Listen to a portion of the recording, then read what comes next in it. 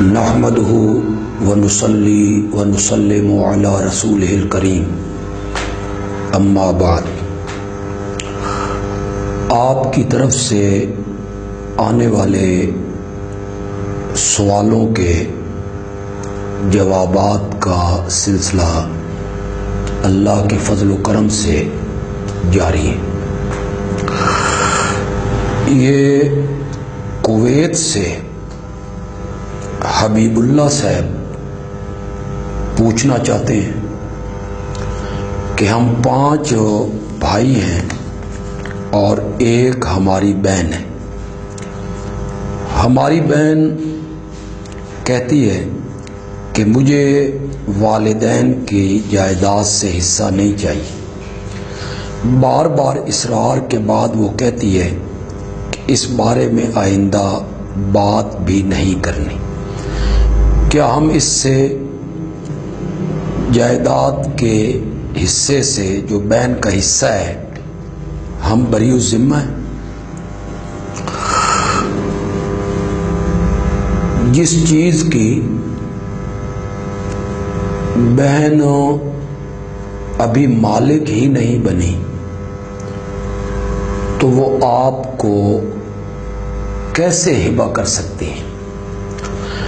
اکثر اوقات یہی ہوتا ہے کہ بہنیں شرم کے مارے یا اس وجہ سے کہ لوگ ہم پر طعن و تشنیع کریں گے، وہ یہ کہہ دیتی ہیں کہ ہمیں جائیداد سے حصہ نہیں چاہیے۔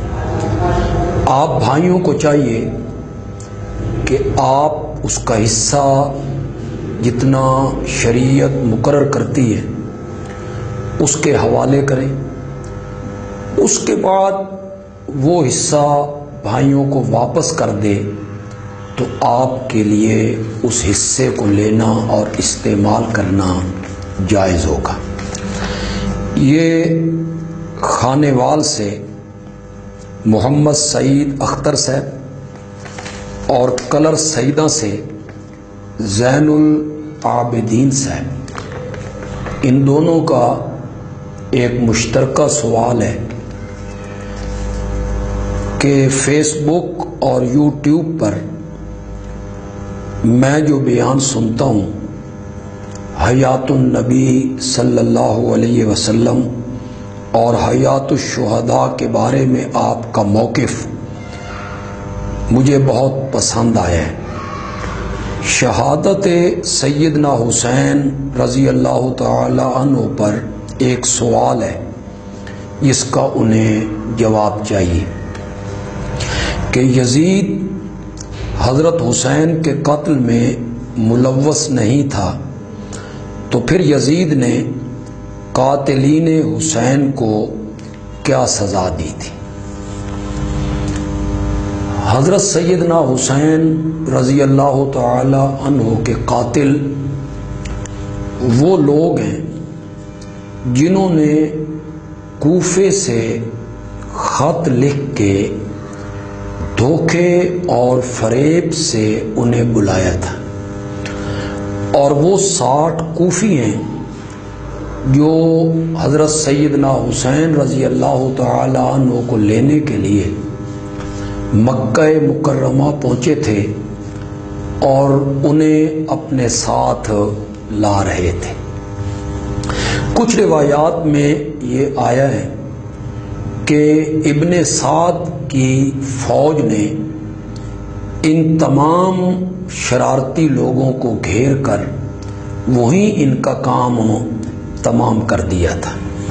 جلاء العیون جو ملا باقر مجلسی کی کتاب ہے اس میں بھی ایک روایت موجود ہے کہ ایک شخص نے یزید کے دربار میں یہ کہا کہ میری تھالی کو انعامات سے بھر دیا جائے کہ میں نے حضرت حسین رضی اللہ تعالی عنہ کو قتل کیا ہے۔ یزید نے اس بات کی اس سے دوبارہ تصدیق کی کہ واقعی حضرت حسین کو تم نے قتل کیا ہے، اور اس کے اقرار کرنے پر یزید نے جلاد کو حکم دیا کہ اس آدمی کا سر قلم کر دیا جائے۔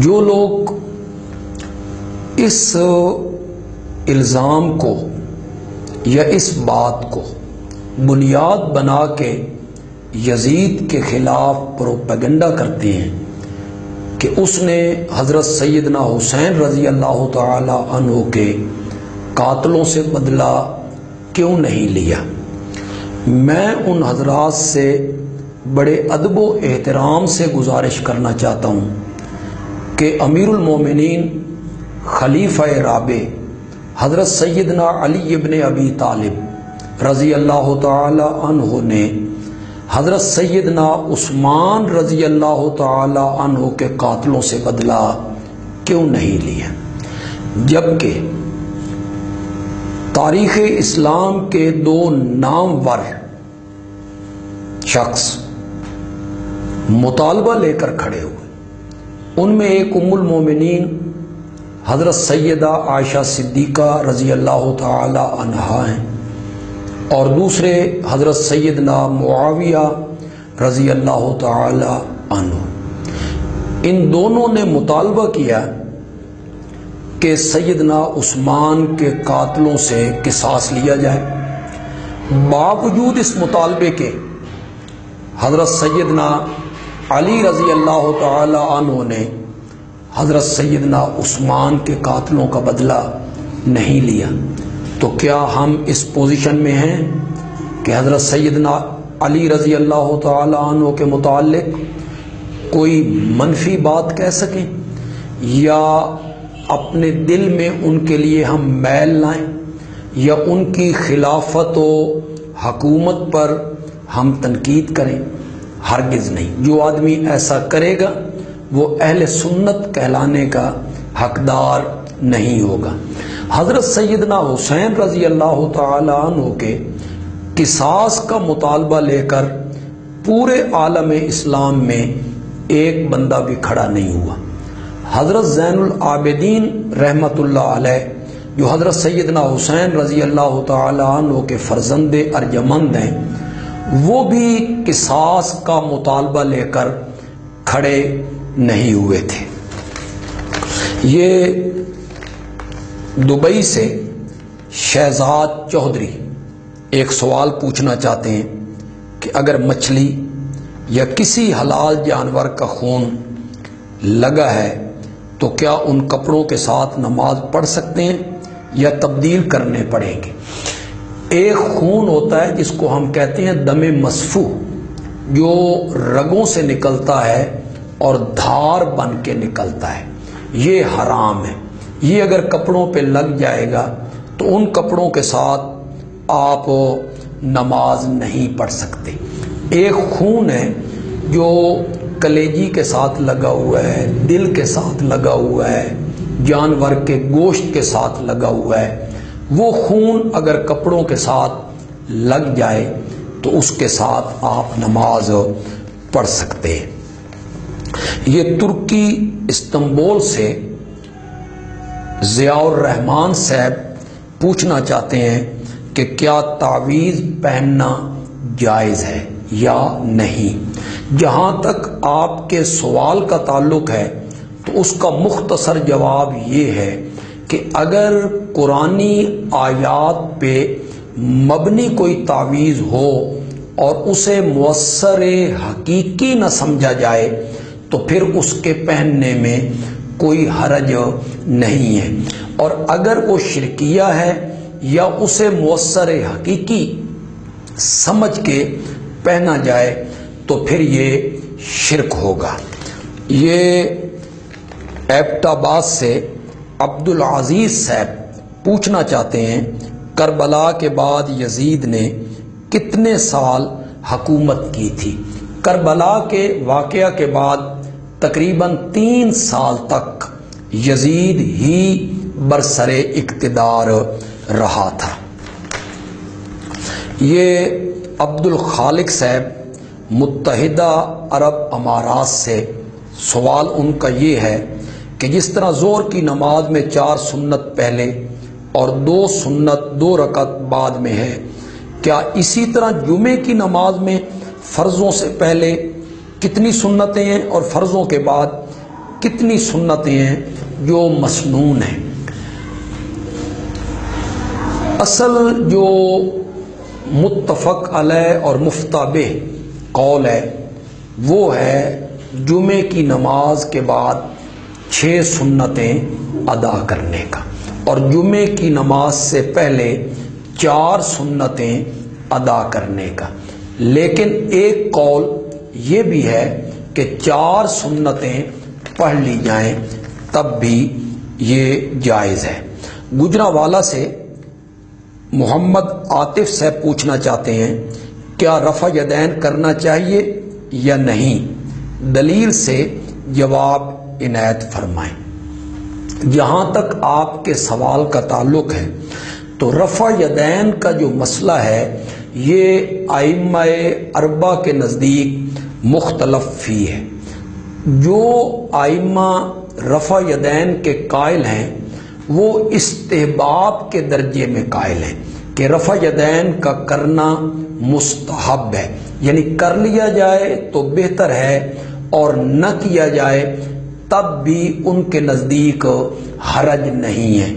اور ہم احناف جو ہیں، احناف کے نزدیک رفع یدین رکوع میں جاتے ہوئے، رکوع سے اٹھتے ہوئے نہ کرنا افضل اور بہتر ہے، اور احناف کے پاس وہ حدیث ہے جو حضرت عبداللہ ابن مسعود رضی اللہ تعالی عنہ سے ان کا عمل کہ میں نے نبی پاک صلی اللہ علیہ وسلم کو جس طرح نماز پڑھتے ہوئے دیکھا، کیا تمہیں اس طرح نماز پڑھ کے نہ دکھاؤں؟ وہ حدیث احناف کی دلیل ہے جی۔ یہ ہمارے عزیز ہیں محمد مدثر کشمیری، یہ دارالعلوم دیوبند انڈیا میں پڑھتے ہیں جی، متعلم ہیں۔ ان کا سوال یہ ہے کہ عورتوں کو مسجد میں آنے کا طریقہ کیا ہے؟ آج کا دور کس حد تک عورتوں کا مسجد میں آنا صحیح ہے؟ شریعت اس بارے میں ہمیں کیا حکم دیتی ہے؟ کیا آج کل ہمیں عورتوں کو مسجد میں لانا چاہیے یا نہیں لانا چاہیے؟ دیکھیں، امام الانبیاء حضرت سیدنا محمد الرسول اللہ صلی اللہ علیہ وسلم کے مبارک دور میں عورتیں مسجد میں آ کے باجماعت نماز پڑھا کرتی تھیں، لیکن ام المومنین سیدہ عائشہ صدیقہ رضی اللہ تعالی عنہا کا ایک فرمان ہے کہ اگر آج نبی پاک موجود ہوتے تو آپ عورتوں کو مسجد میں آنے سے منع فرما دیتے۔ یہ دیکھیں پہلی صدی کی بات ہے، اور نبی اکرم صلی اللہ علیہ وسلم کے انتقال کے کچھ عرصے بعد کی بات ہے، جب صحابہ دنیا میں موجود ہیں، تابعین دنیا میں موجود ہیں، امہات المومنین اس دنیا میں موجود ہیں۔ اس دور کو سامنے رکھ کے حضرت عائشہ اس خطرے کا اظہار کر رہی ہیں کہ ہمارے دور میں، آج کے دور میں اگر آپ ہوتے تو آپ عورتوں کو مسجد میں آنے کی اجازت نہ دیتے۔ آج جس طرح کا ماحول ہے بے راہ روی کا، بے پردگی کا اور فحاشی کا اور بے حیائی کا، اس دور میں عورتوں کا مسجد میں آنا درست اور صحیح نہیں ہے، بلکہ عورت کا اپنے گھر میں، گھر کے سین میں اس سے بہتر ہے کہ گھر کے برآمدے میں، اور اس سے بھی بہتر ہے کہ گھر کے کمرے میں وہ نماز ادا کریں۔ وما علینا الا البلاغ المبین۔